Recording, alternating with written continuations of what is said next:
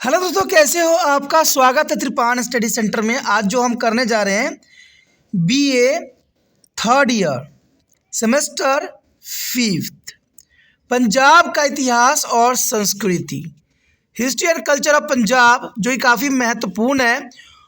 और आज जो हम चैप्टर करने जा रहे हैं वो काफ़ी महत्वपूर्ण है, जलियांवाला बाग हत्याकांड, जो कि काफ़ी महत्वपूर्ण है। Causes and consequences of Jallianwala Bagh. और इसमें हम प्रकाश डालेंगे हर एक पॉइंट पे, हर एक बातों पे, और एनालाइज भी करेंगे, जो कि काफ़ी महत्वपूर्ण रहेगा यहाँ पर। लेकिन दोस्तों, आपको पता ही है कि चैप्टर स्टार्ट करने से पहले एक बात जो मैं सदैव कहता हूँ, जिसको आपको सोचना भी चाहिए, विचार भी करना चाहिए और इवन अमल भी करना चाहिए, वो ये है कि जब भी वीडियो देखिए पूरा देखिए, क्योंकि अधूरा जानकारी सदैव खतरनाक होता है। साथ में एक इंपॉर्टेंट बात ये भी रहता है, अगर आप पहली बार वीडियो देख रहे हो तो लाइक शेयर सब्सक्राइब करना मत भूलना, क्योंकि दोस्तों लाइक कीजिएगा तो बनाने वाले का मनोबल बढ़ता है, सब्सक्राइब कीजिएगा तो इससे ये होता है कि जब भी मैं कोई वीडियो डालूंगा उसका नोटिफिकेशन आपको समय रहते मिल जाएगा। और देखिए, शेयर का मतलब ये होता है कि आपके थ्रू न जाने किन बच्चों को हेल्प मिल जाए, ये आप भी नहीं जानोगे, इसलिए जो है आप शेयर जरूर करो, ठीक है। व्हाट्सएप स्टेटस पे भी लगाओ। दोस्तों, एनएसएस सेंटर जो कई मानने में बहुत से बच्चों के लिए हेल्पफुल है, चाहे वो 8th क्लास हो, 9th 10th 11th 12th हो, चाहे वो एनआईएस बोर्ड के बच्चे हों, ठीक है, चाहे बीए एमए के बच्चे हो, सभी क्लासों के लिए कुछ ना कुछ जो है त्रिपान एनएसएस सेंटर में उपलब्ध है। तो इसलिए आपके लिए ज़रूरी है कि आप सब्सक्राइब करके इसको चैनल को जो है सेव कर लो, नहीं तो बाद में अगर रिसर्च करोगे तो शायद आपको ये चैनल प्राप्त ना हो। तो इसलिए सोचना नहीं, विचार नहीं करना है, सब्सक्राइब करके जो है अपने पास सेव करना है। दोस्तों, ये तो बात था आपके लिए, लेकिन आप देखते हैं हमारा आज टॉपिक क्या है। यहाँ पर जो हम कर रहे हैं जलियांवाला बाग हत्याकांड, काफ़ी महत्वपूर्ण है। इसके अंतर्गत आगे जो हमारा टॉपिक आया है, हत्याकांड, डायर की क्रूरतापूर्ण कार्यवाही। देखा जाए तो जनरल डायर ने इतना क्रूरतापूर्वक कार्यवाही क्यों किया? क्या उसे भारतीयों, खास तौर पर पंजाब वासियों से क्या उसकी दुश्मनी थी जो इतना क्रूरतापूर्ण कार्यवाही किया? न उसने ये देखा कि वहाँ पर बच्चे हैं, और नहीं देखा उसने कोई बुजुर्ग है। इतनी बड़ी हत्याकांड का जो है उसने परवान क्यों चढ़ाया? क्या कारण था? क्या रॉयल एक्ट में ऐसी क्या बात थी? यहाँ काफ़ी महत्वपूर्ण प्रश्न उठता है। देखा जाए तो 13 अप्रैल को हजारों की संख्या में लोग अमृतसर के निकट जलियांवाले बाग में इकट्ठे हुए। सिखों के धार्मिक त्यौहार बैसाखी का दिन था ये। सिख जो है बैसाखी का त्यौहार बहुत ही धूमधाम से मनाती हैं। हिंदुओं और सिखों में बैसाखी मनाने की परंपरा सदियों से चली आ रही है, और ये परंपरा वो तोड़ नहीं सकते थे। और संध्या के समय 4:30 पे लगभग 20,000 लोग जलियांवाले बाग में इकट्ठा हो चुके थे। जलियांवाला बाग तीनों तरफ से इमारतों की ऊंची ऊंची दीवारों से घिरा हुआ था। यानी जलियांवाला बाग देखा जाए तो तीनों ओर से जो है ऊंची ऊंची दीवारों से घिरा हुआ था, और इसमें बाहर जाने का केवल एक ही रास्ता था।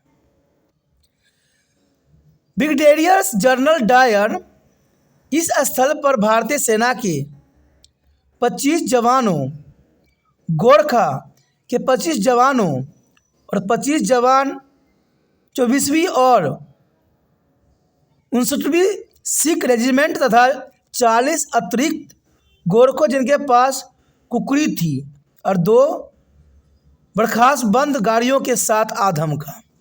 यहाँ पर देखा जाए तो भारतीय सेना के 25 जवानों, 25 गोरख के जवानों के साथ, और देखा जाए तो 25 24वें और 29वें रेजिमेंट के साथ जो है 40 अतिरिक्त गोरखे के साथ जनरल डायर यहाँ पर आधमका।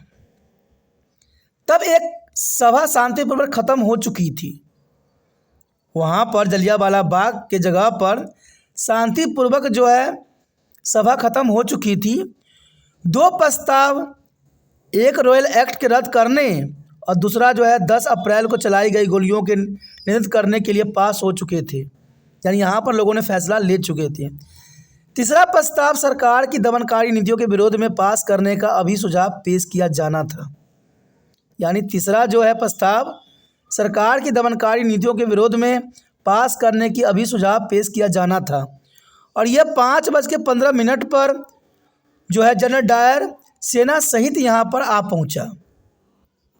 उसने अपने बंदूकधारियों को प्रवेश के सामने खड़ा कर दिया।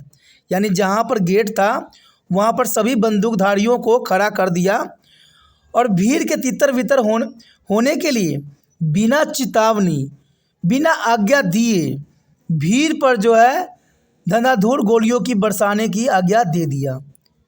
यानी देखा जाए तो ना तो कोई चेतावनी दिया, ना कोई आज्ञा, और भीड़ को जो है उस पर गोली चलाने की आज्ञा दे दी, जो कि बहुत क्रूरतापूर्ण थी। यह हत्याकांड अति निर्दयी और बेरहम था। फंसी हुई भीड़ के पास बाहर निकलने का कोई रास्ता नहीं था। स्त्री, पुरुष, बच्चे इधर उधर भागने लगे।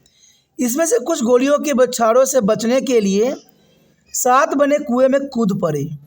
लगभग 10 मिनट तक गोलियां चलती रही। जब उनके पास असला समाप्त हो गया, जनरल डायर ने अपनी सेना को काफिले की जिस रास्ते से आया था वापस लौटने का हुक्म दे दिया। इस निर्मम हत्या में सैकड़ों लोग मारे गए और हजारों लोग घायल हो गए। सरकारी आंकड़े के अनुसार मरने वालों की संख्या 379 बताई गई तथा घायल की संख्या 200 के लगभग बताई गई। लेकिन आज तक भी यह मामला एक रहस्य बना हुआ है, क्योंकि अन्य सूत्रों के समाचार प्रकाशित संख्या सरकारी आंकड़ों से कई गुना अधिक पाई गई। सबसे बड़े दुर्भाग्य की बात यह है कि मृतकों का घायलों की देख रेख में और संभाल के लिए कोई उस समय नहीं था। उन्हें अपने रहम छोड़ दिया गया। वे घायल पड़े हुए चिल्लाते रहे। मृतकों को उठाने वाला कोई वहाँ पर नहीं रहा। वे गिद्धों का शिकार बन गए, जिन्होंने उनको मांस को नोच नोच कर खाया।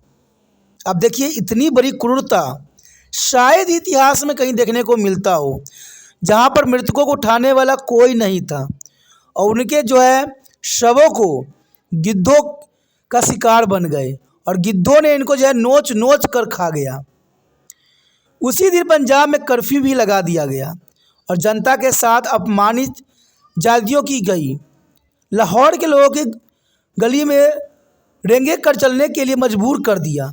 यानी लाहौर के लोगों को गलियों में रेंगने के लिए और चलने के लिए मजबूर कर दिया गया। उसी गली का नाम क्राउसलिंग स्ट्रीट भी रख दिया गया। क्राउसलिंग स्ट्रीट के नाम से जाना जाता है। जलियांवाला बाग के खुलेआम कत्लेआम ने सारे देश के भयभीत करके रख दिया और इस दुर्घटना द्वारा स्वतंत्रता की मांग और भी भड़क उठी। अपने आप को सभ्य कहलाने वाले विदेशी शासकों की इस निर्मम हत्या ने पोल खोल दी, जिसके परिणाम स्वरूप आज़ादी की लहर उठ खड़ी हुई। देखा जाए तो आज़ादी की लहर उठी। पंडित मदन मोहन मालवीय, जिन्होंने केंद्रीय विधानसभा में मुद्दा उठाने के लिए स्वयं जाकर सूचना एकत्र की और इस अनुसार से जो है क्रूर कांड में लगभग 1000 लोगों की मृत्यु हुई और इन आंकड़ों में अपने एकत्र कुल संख्या 15,000 से 20,000 तक बताई गई, जिसमें अधिकतर सिख समुदाय के लोग थे। तो ये घटना देखा जाए तो इतिहास में एक बहुत ही दर्दनाक घटना है, जिसमें अपने भी नहीं थे और कहते हैं गिद्धों ने जो है अपनी दावत उड़ाई। कहते हैं इस क्रूर हत्या को शायद ही इतिहास में कोई भूल सकता है। आगे जो हमारे समक्ष होगा काफ़ी महत्वपूर्ण टॉपिक है। चलिए देखते हैं अगला टॉपिक क्या है। आगे हमारे समक्ष आया है इस घृणित कार्य के लिए डायर की सफाई। अब देखिए जो है डायर ने भी इसमें अपनी सफाई दी। अब क्या सफाई दिया ये भी जानना आपको पता होना चाहिए। क्या उसने कहा?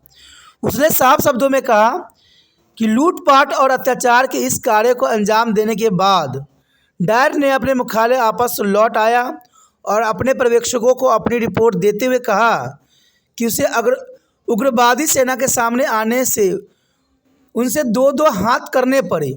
यानी उसने कहा कि जब उग्रवादी नेताओं के सामने गए तो उनसे उनका लड़ाई हो गया और पंजाब के लोगों को नैतिकता का पाठ पढ़ाने के लिए मजबूर होना पड़ा। इतना ही नहीं, झूठ को दबाने के लिए पंजाब के British lieutenant general Michael O'Dwyer ने रेजिनाल्ड डायर को एक तार भेजा और लिखा, आप द्वारा की गई कार्रवाई उचित है।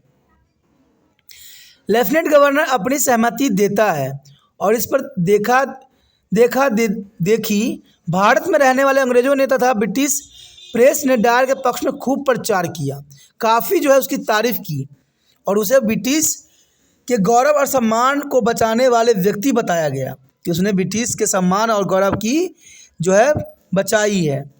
और इतना ही नहीं, मॉर्निंग पोस्टर ने डायर के नाम पर फंड खोल दिया, लोग दान देने लग गए और ऐसा माना जाता है कि अब वो डायर के अमृतसर तथा अन्य क्षेत्रों के में कत्लेआम के पश्चात मार्शल लॉ लगाने की प्रार्थना की तो वायसराय लॉर्ड चैम्सफोर्ड ने तुरंत अनुमति दे दी। यानी देखा जाए तो ये घृण्य अपराध के लिए जनरल डायर को जो है सम्मानित किया गया और उसको इस कार्य के लिए जो है बहुत से चीज़ें खोली गई कि उसने जो कार्य किया है वो ब्रिटिश गर्व और सम्मान के बचाने के लिए किया। और ये किसी ने नहीं देखा कि इसमें न जाने कितने लोगों की मृत्यु हुई। क्या वहाँ पर बच्चे, क्या वो षड्यंत्र रच रहे थे? क्या स्त्रियाँ षड्यंत्र रच रहे थे? तो अंग्रेज़ों ने इस बात के लिए जो है जनरल डायर को क्यों प्रोत्साहित किया, क्यों उसको उपाधि दी? इस सबसे बड़ी प्रश्न चिन्ह लगता है वहाँ के उस समय की प्रशासन पर। उसके पश्चात हमारे समक्ष आता है हंटर कमीशन। जलियांवाला बाग हत्याकांड ने भारत और इंग्लैंड दोनों जगह जनता में शक्तिशाली प्रतिक्रिया का संचार किया। भारत के सचिव एडविन्स मोंटेगे की आज्ञा से हत्याकांड के बारे में पूछताछ के लिए लॉर्ड हंटर के अधीन कमीशन बिठाई गई। इसे हंटर कमीशन के नाम से भी जाना जाता है। यानी जलियांवाला बाग हत्याकांड की जांच पड़ताल करने के लिए जो है लॉर्ड हंटर के अधीन एक कमीशन बैठाई गई, इसलिए इसको हंटर कमीशन भी कहा गया। इसमें केवल ब्रिटिश सदस्य ही शामिल थे, यानी सारे के सारे सदस्य जो जलियांवाला बाग हत्याकांड की जांच पड़ताल करने के लिए आए थे, सभी सदस्य जो थे अंग्रेज थे। इसने 28 मई 2020 में अपनी रिपोर्ट प्रकाशित की। डायर को हंटर कमीशन के सामने पेश होने को भी कहा गया। डायर ने बयान देते हुए कहा कि उसे जलियांवाला बाग मीटिंग के बारे में 12:40 पर पता चला और इसे रोकने के लिए उसने कोई कदम न उठाए। उसने कहा कि वह जानबूझकर बाग में इस इरादे से गया था कि यदि वहाँ भीड़ इकट्ठी हुई तो वह गोलियां चलाएगा। यानी उसने जानबूझकर बाग में इस इरादे से गया था कि वहाँ पर अगर भीड़ होगी तो गोलियां चलाएगा। मैंने सोचा कि बिना गोली चलाए भीड़ को तितर बितर किया जा सकता था, लेकिन वो लोग दोबारा इकट्ठे हो जाते और मुझ पर हंसते। इस तरह मैं खुद को मूर्ख बनते हुए नहीं देख सकता था। वो हंटर कमीशन द्वारा बिठाई गई कमेटी के सामने डायर की प्रतिक्रिया थी, जो इसने शब्द बोले।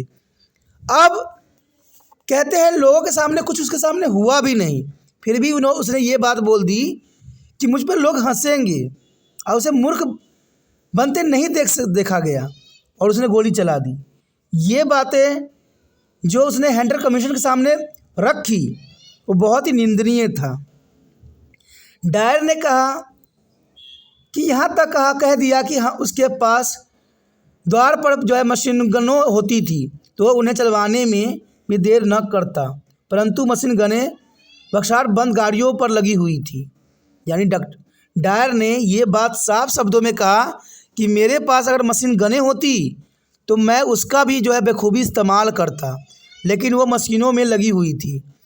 उसने कहा कि जब भीड़ ने इधर उधर खिसकना शुरू कर दिया तो भी उसने गोली चलवानी बंद न की, क्योंकि उसने सोचा कि थोड़ी सी गोली चलाने का कोई लाभ नहीं होगा। अंत जब तक वो पूरी भीड़ न लौट जाए तब तक गोली चलती रहे। उसने यह भी स्वीकार किया कि गोली चलाने के बाद उसने घायलों और मृतकों के लिए कोई प्रबंधन नहीं किया और बड़ी ही कटु प्रतिक्रिया करते हुए कहा, यह मेरा काम नहीं था, बिल्कुल भी नहीं था। अस्पताल खुले हुए थे और वो वहाँ जा सकते थे। अब सोचिए, ऐसी बातें जो है अखबार में छापी गई, कौन व्यक्ति क्रोधित नहीं होगा? कौन व्यक्ति जो है इसकी जो है कूटनीति और गंदी नीति के सामने प्रश्न चिन्ह नहीं उठा पाएगा? कहते इतना बड़ा कत्लेआम करने के बाद इसकी जो इसने हंटर कमीशन सामने बात रखी वो बहुत ही निंदनीय था, और फिर भी जो है ब्रिटिश सरकार ने इसको जो है सम्मानित किया। काफ़ी महत्वपूर्ण है, आगे हमारे समक्ष और भी महत्वपूर्ण है, चलिए देखते हैं। देखा जाए तो आगे हमारे समक्ष जो आया है काफ़ी महत्वपूर्ण है। जलियांवाले बाग का नृशंस हत्याकांड तथा भारत के बाहर प्रक्रिया। काफ़ी महत्वपूर्ण है कि जलियांवाले बाग का नृशंस हत्याकांड तथा भारत के बाहर क्या प्रतिक्रिया हुई। मिनल क्वेश्चन ने अमृतसर के कसाई रेजिडेंट्स डायर पर निम्नलिखित टिप्पणी भी की। सन 1920 में हंटर रिपोर्ट के प्रकाशित होने पर चली क्रोध की आंधी में डायर की निष्क्रिय सूची में स्थान दिया, क्योंकि जो डायर ने जो है शब्द बोले उसको प्रकाशन किया गया और भारतीयों में एक क्रोध की आंधी चला दी। उसे कर्नल के पद पदस्थ कर दिया गया तथा उसके हाथे ब्रिगेड की कमान छीन ली गई। तत्कालीन कमांडर इन चीफ ने कहा कि डायर को अब भारत में कोई नौकरी नहीं दी जाएगी। ये सब अंग्रेज़ों की चाल थी। डायर का स्वास्थ्य बहुत खराब था, इसलिए उसे एक अस्पताल में जहाज़ द्वारा इंग्लैंड अपने घर भेज दिया गया। कुछ वरिष्ठ अंग्रेजी अधिकारियों ने इसे दूसरा भारतीय विद्रोह का कुचलना कहकर इस काम की प्रशंसा की। देखिए, ये भी बात यहाँ काफ़ी महत्वपूर्ण होता है कि कुछ वरिष्ठ अंग्रेजी अधिकारियों ने जो है इसे जो है 1857 की क्रांति की तरह बात बताई। जो 1857 क्रांति हुई, बहुत से वरिष्ठ अंग्रेजी अधिकारियों ने इसे दूसरा भारतीय विद्रोह का कुचलना कहकर इस काम की प्रशंसा की। लेकिन यहाँ पर ना तो कोई विद्रोह हो रहा था और न ही कोई षड्यंत्र हो रही थी। हाउस ऑफ लॉर्ड्स ने भी इस कार्य की सराहना किया। हाउस ऑफ कॉमन्स ने इस कार्य की निंदा भी की। यहाँ तक कि सर विलियम चर्चिल, जो कि अंग्रेज समाजवाद के प्रबल समर्थक थे, उन्होंने इस पर टिप्पणी करते हुए कहा कि जलियांवाला बाग की घटना एक अद्वितीय घटना है और एक नितान असंगत घटना है जो अत्यंत मंगलकारी है। अब देखिए, कोई इतनी क्रूरता वाली घटनाओं को अगर मंगलकारी कहे तो कौन व्यक्ति जो है भड़क नहीं जाएगा। दुनिया के कोने कोने में डायर के इस घृणित कार्य की निंदा की गई। अंग्रेज सरकार द्वारा अधिकारिक तौर पर इसे निंदित किया गया और सन 1920 में उसे त्यागपत्र दिलवा दिया। सिर्फ अंग्रेज सरकार ने इसलिए किया क्योंकि वो भारतीय विद्रोह को जो है नहीं बढ़ता हुआ देख सकता था। फिर भी ब्रिटेन में ऐसे बहुत से लोग थे जिन्होंने डायर के कार्य को निंदा न की। कुछ ने उसे पंजाब का रक्षक तक कह डाला, यानी पंजाब का रक्षक भी बना डाला। द मैग्नीज पोस्ट में डायर की सहानुभूति के लिए फंड इकट्ठा करना शुरू कर दिया। लगभग 26,000 पाउंड की राशि एकत्र भी कर ली गई। डायर को एक यादगारी पुस्तक भेंट भी की गई जिसमें उसके शुभचिंतकों की सूची संलग्न थी। अब देखिए, इतनी बड़ी उपाधि देना इतने बुरे कार्य के लिए शायद ही कहीं इतिहास में ऐसी घटना देखने को मिले। आगे जो हमारे समक्ष है जलियांवाले बाग की दुखद घटना का प्रभाव। कहते भारत में इस निस्साहस हत्याकांड से लोगों में क्रोध तथा नाराजगी की जो है गहरी भावना पैदा हो गई। इसने पंजाब में अंग्रेजी शासन के विरुद्ध स्वतंत्रता आंदोलन के प्रेरित भी किया और सन 1920 में महात्मा गांधी के असहयोग आंदोलन का रास्ता भी साफ हो गया।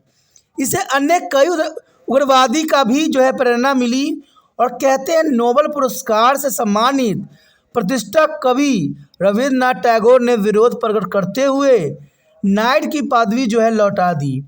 अंत में यह हत्याकांड भारतीय स्वतंत्रता संग्राम का महत्वपूर्ण उत्प्रेरक बन गया। यानी जलियांवाला बाग हत्याकांड की घटना जो है सबको प्रभावित किया। महात्मा गांधी के असहयोग आंदोलन का रास्ता साफ हो गया और इवन कि जो कवि थे रविंद्रनाथ टैगोर, उन्होंने अपनी जो है नाइट की उपाधि भी लौटा दिया। देखा जाए तो जलियांवाला बाग की दुखद घटना से पंजाब में ज़बरदस्त प्रतिक्रिया की लहर पैदा हो गई। पंजाब के लोग जो कुछ समय पहले अंग्रेज के विश्वास पात्र समझे जाते थे, अंग्रेज के साथ जिनके संबंध दृढ़ थे, वही आज उनके दुश्मन बन गए। क्योंकि इस बात से मैं आपको बता दूं कि 1857 की जो क्रांति दबी थी, वो पंजाब के लोगों के कारण ही दबी थी। क्योंकि उन्होंने, अंग्रेज़ों ने उनका जो है माइंड वॉश करके जो है उनके खिलाफ भड़का के और जो है अपना कार्रवाई जो है मकसद सिद्ध किया था।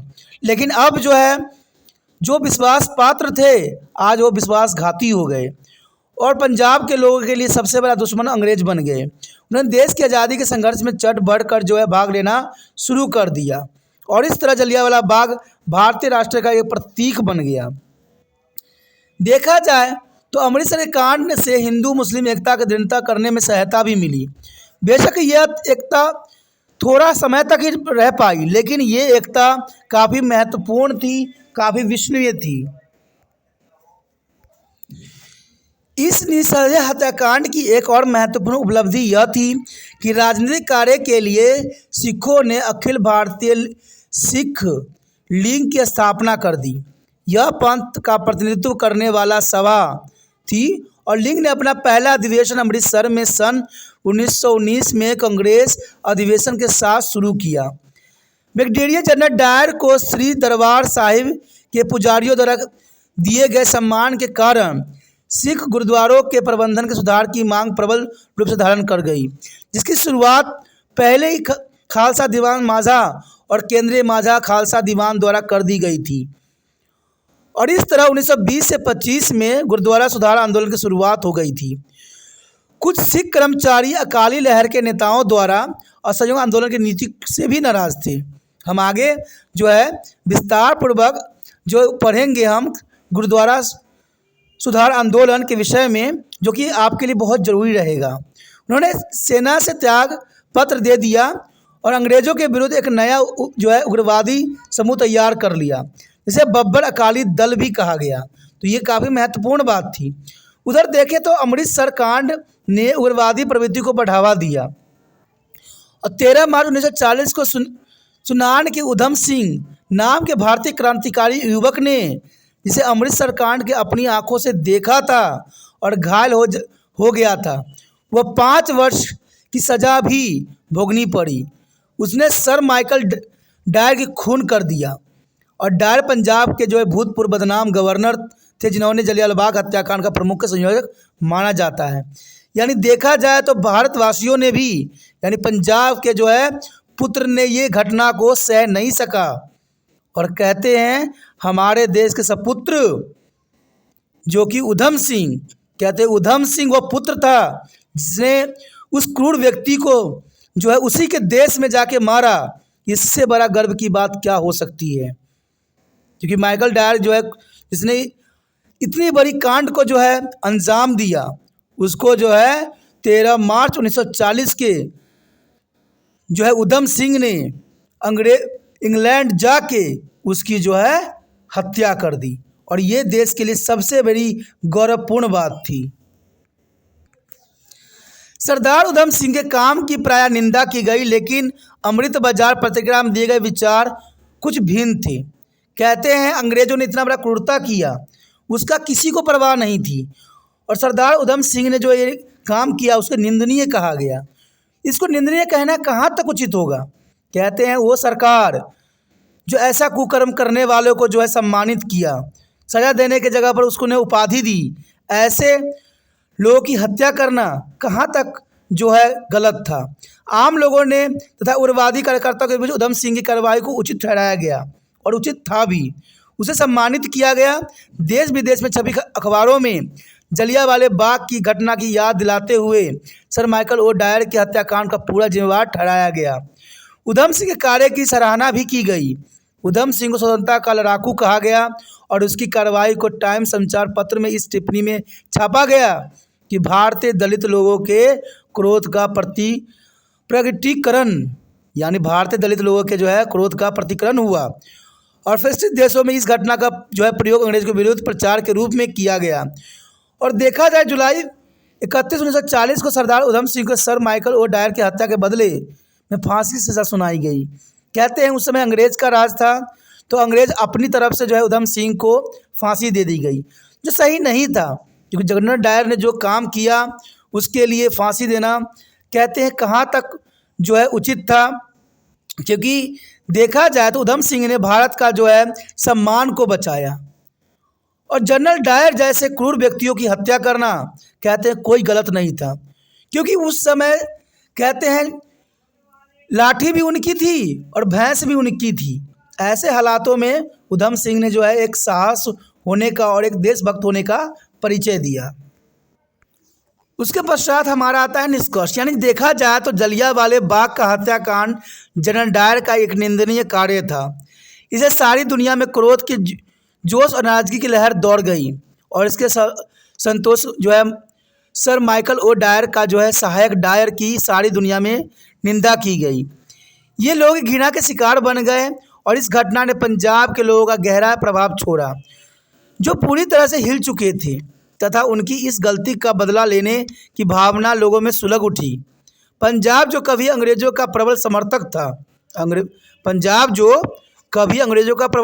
था, और इसका जो है परिचालन 1857 में जो क्रांति हुई थी, इसमें जो है पंजाब के जो है सैनिकों ने अंग्रेज़ों का समर्थन किया था, और उस आंदोलन को दबाने में पंजाब के सिपाहियों ने मदद की थी। अब वो कट्टर शत्रु बन गए, और इसके बाद वो बहुत बड़ी संख्या में भारतीय स्वतंत्रता संग्राम में कूद पड़े और आंदोलन को तेज करने में मदद भी की। देखा जाए तो यहाँ पर इस कांड ने पूरा ही इतिहास के चक्र को जो है बदल के रख दिया, क्योंकि जो पंजाबी लोग अंग्रेज़ों का समर्थन करते थे, अब वो कट्टर दुश्मन हो गए। अब उनको भी समझ में आ गई कि अंग्रेज किसी का भी नहीं है। फिर जाके जो है भारत में एक स्वतंत्रता संग्राम की बिगुल सी बज उठी, और उसके बाद हमारा देश आज़ाद होने के अग्रसर रास्तों पे चले गए। और देखा जाए इसके साथ न जाने कितने लोगों ने जो है देश के आज़ाद कराने में अपनी कुर्बानियाँ दी। तो ये काफ़ी महत्वपूर्ण था जलियांवाला बाग हत्याकांड, हर कक्षा के बच्चों के लिए, हर बच्चों के समझ के लिए, क्योंकि इसमें सब कुछ है जलियांवाला बाग हत्याकांड के अंतर्गत। अगर आपको ये वीडियो समझ में आई, अच्छा लगा, अगर आप चाहते हो कि त्रिपाण स्टडी सेंटर और भी आपके लिए अच्छा से अच्छा करे और भी आपके लिए बनाए, तो जर्नल सी बात है दोस्तों, आपको भी त्रिपाण स्टडी सेंटर की मदद करने की ज़रूरत है। और ज़रूरत इसलिए भी है क्योंकि आप अगर जितना मदद करोगे त्रिपाण सेंटर को, उतना जो है आपके लिए वीडियो बनाई जाएगी, उतने लोगों को फ़ायदा होगा, और ये ज़रूरी भी है। और त्रिपाण स्टडी सेंटर का एक लक्ष्य है कि वीडियो हर बच्चे तक पहुँचे जो जिनकी ये ज़रूरत है, और ये तभी संभव है जब आप त्रिपाण सेंटर की मदद करोगे, क्योंकि मेरे अकेले से कुछ नहीं हो सकता, क्योंकि मुझे एक सहयोगी, मुझे अपने मित्रों की आवश्यकता है, मेरे साथियों की ज़रूरत है जो मेरे साथ जुड़े हुए हैं, क्योंकि आप ही जो एक माध्यम बने हुए हो। और ये तभी हो सकता है जब त्रिपाण सेंटर हर बच्चे तक पहुँचे। इसलिए जितना हो सके इस वीडियो को शेयर कीजिए। पहली बार मेरे चैनल पे आए हो, पहली बार वीडियो देख रहे हो, और आपको अच्छा लगता है, समझ आती है, तो जर्नल सी बात है दोस्तों, जितना हो सके इस वीडियो को जो है अपने मोबाइल में सेव करने के विचार रखिए, ठीक है। अगर आप इसको सब्सक्राइब करके अपने मोबाइल में सेव कीजिएगा तो आने वाला वीडियो का नोटिफिकेशन भी मिलेगा, और अगले वीडियो से आप अनभिज्ञ नहीं रह पाइएगा।